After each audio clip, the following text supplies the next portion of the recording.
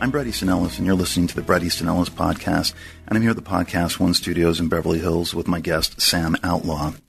Some of my friends and acquaintances, as well as the millennial partner I've been living with for the last 7 years, are now undergoing the last spasms, the death throes, hopefully, of a kind of new liberal psychosis that is afflicting many members of the left.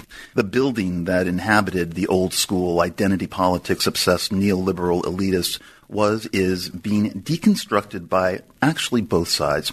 8 years of an Obama-era style and sensibility are on the verge of decimation by the recently elected disruptors. Yes, the disruptors took over, taking their cues from Silicon Valley and playing by new rules and telling anyone who doesn't understand the new rules to go fuck themselves. And the bedraggled remnants of the left is, in some cases, still fighting the fact that a president was elected by the people and actually resides in the White House. Well, only some of the time. This is also part of the disruptors' message. Why does the president have to live in the White House? The disruptors ask. Gasp from the resistance. That's so not presidential. That reaction was a constant throughout the campaign as the disruptor played with an entirely new rule book, blowing up fixed ideas about what is presidential and what is not, how campaigns should be run or not, how social media can be used to reach voters or not. This is what leveled the press and made them look like some kind of old-school anachronism, unable to understand the new playbook that the disruptors had devised, and that the press was now trying to deal with, flailing about and hectoring, and yes, wasting everybody's time by taking everything so damned literally, while the anarchists in the shadows smile to themselves, awaiting their turn. Liberalism used to be about freedom, but now is about a kind of warped moral authority that is actually part of the moral superiority movement. This faction of the left is touchingly now known as the resistance. Oh yes, the resistance. What is this resistance? There are posters all around my neighborhood in West Hollywood urging me to resist, resist, resist, very prominently on the gates outside LA's most famous gay bar, the Abbey, on the corner of Robertson and Santa Monica Boulevard. But some of us who did not vote for Trump and who located exactly who he was decades ago, I wrote about this in American Psycho, some of us have been wondering, resist what exactly? And who is telling us to resist whatever? The people who voted for the candidate who lost? I'm supposed to listen to them? Is this a joke? What am I supposed to be resisting? Well, I'm certainly resisting the childish meltdowns I've been witnessing at dinners and on social media and on late-night TV and too many times in my own home in the aftermath of Donald Trump's victory last November. And this disruption of the status quo, of the establishment, this dismantling of the political narrative everyone had been so used to and who expected the Obama era to effortlessly merge in with another Clinton in the White House, which alarmingly suggested, I thought, a movement backward and not forward. And when this didn't happen, it was just too much for some people. And I will resist using the term snowflake. Let's face it, it has been overused. And all the disappointment and fear and horror and rage has not subsided for some people, and not just members of Generation Wuss, but actual adults, grown-ups, people in their 40s and 50s and 60s, unhinged, and acting like big disappointed babies that their team didn't win. And just as I tune out immediately anyone who even now keeps saying Donald Trump called Mexicans rapists once in his very first speech, once, only once, I also tune out whenever someone said Hillary Clinton won the popular vote. Yes, in New York and Los Angeles, but more on that later. Now, it's true, I know a lot of Hillary Clinton supporters who are disappointed, but they got over it, accepted it, moved on, and this was a kind of adult acceptance in the way the world actually works. You win some, you lose some. You can't always get what you want. That song seemed to be the theme of the election. The boomer elegy about 1960s optimism sliding into eventual disillusionment and then finally into a resigned pragmatism was played at all of Trump's rallies, and it was played after his victory speech on the night of the election as well, sealing the deal. And in fact, many of these people I knew who were disappointed in the Trump victory and moved on were also appalled by the childlike liberal disbelief of their own party that was manifesting itself in embarrassing ways. From so many morning after posts titled hysterically, "What am I going to tell my daughter?" Well, one friend suggested, why not tell her Trump won, shit happens, this is the way of the world, grow up, that's life, bitch. To parents I know who supported Clinton, appalled that teachers at the private elementary schools they sent their children to were denouncing our bad new president in their classrooms, causing more than one parent I know to have a talk with the principal, wondering how could this attitude be prevalent in the classroom of a 5-year-old child, and from a teacher who was an adult, no less. What the fuck? And let's avoid talking about the pink pussy hats and walking around dressed like a giant vagina while Ashley Judd performs some slam poetry about her menstrual cycle and Madonna says she wants to blow up the White House. In the week after the election, I had random dinners with a few male friends who had voted for Clinton. FYI, I had voted for no one because I live in California, and what was the point? I also believe that if you don't vote, you have no right to complain about who won, and I'm not going to. Though I am going to complain about the culture's inability to accept the winner and self-victimization. And anyway, these guys were surprisingly calm. Yes, they had experienced shock and disappointment, but they also coolly explained what they ended up doing on election night and the hangovers, literal and metaphorical, they endured on the morning after. Out of the 3 dinners I had that week in November, 2 of the men expressed surprise and dismay that they realized they had been living in a bubble. Ah, yes, the bubble, the dreaded bubble. I, for some reason, had not been living in a bubble, and maybe that's why the outcome of the election didn't seem as shocking to me as it did to those residing within the bubble, but more on that later as well. But those calm, some might say stunned dinners were really the exception to the usual dinner or gathering or really any conversation in the months after the election, even though now as the reality sinks in about the disruptors, the hysteria of the left is finally becoming kind of the exception. There's a strange combination of desperation and resignation at the fallout from what happened months and months ago. And yet it still flares up. I experienced an outburst last week from a disillusioned lefty who had supported the Clinton campaign without even liking the candidate, and who I had not seen since last summer.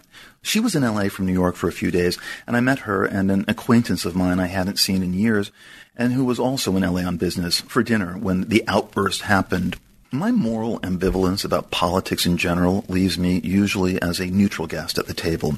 And as a writer, I'm more interested in investigating my friends' thoughts and feelings rather than debating them about the election and who should have won and what should we do about the Electoral College. I prefer to talk about movies and books and music and TV shows. And yes, I'm not a believer that politics solve the dark heart of humanity's problems.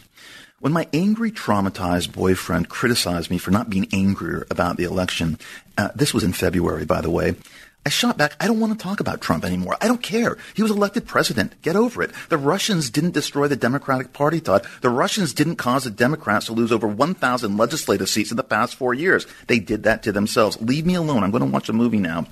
My boyfriend shot back at me saying that I was being a Trump apologist and that by accepting the election results, I was colluding with the new administration and by extension, Moscow. On election night, my boyfriend relapsed into a mild opiate addiction he had beaten that summer, though it flared up when Trump won the primaries and then faded with the optimistic certainty about a Clinton win. His trajectory was probably typical. At 30, he was a lifetime Democrat from an upper-middle-class Jewish showbiz family from Calabasas, so obviously it was going to be Clinton for him. And yet, like so many millennials, he got sidetracked by Bernie Sanders, and for quite a while. And he became briefly disillusioned with the DNC when Clinton won the nomination over Bernie, though, of course, that was inevitable. For about a week, he briefly flirted with Trump because he seemed to resemble Bernie more than Clinton, and also because he was disgusted by the U.S. Drug Enforcement Administration's decision to ban a natural and organic over-the-counter opiate powder called Kratom that he and his friends enjoyed, available in head shops everywhere. He and his friends were disgusted with his government interference and bureaucracy. But something about the Trump aesthetic repulsed him, and he took offense to the man in very dramatic ways that I thought were borderline ridiculous. In fact, I think the aesthetic of Trump the needy, vulgarian bully with the bad hair and the orange skin, is what offends people more than whatever his actual ideology might or might not be as a former liberal New York Democrat. But what was happening to my boyfriend was also reflective of the epidemic of moral superiority that has engulfed and is now destroying, eating alive, the American left. I can now count the times my boyfriend has left our house since the election. His hair is long and tousled.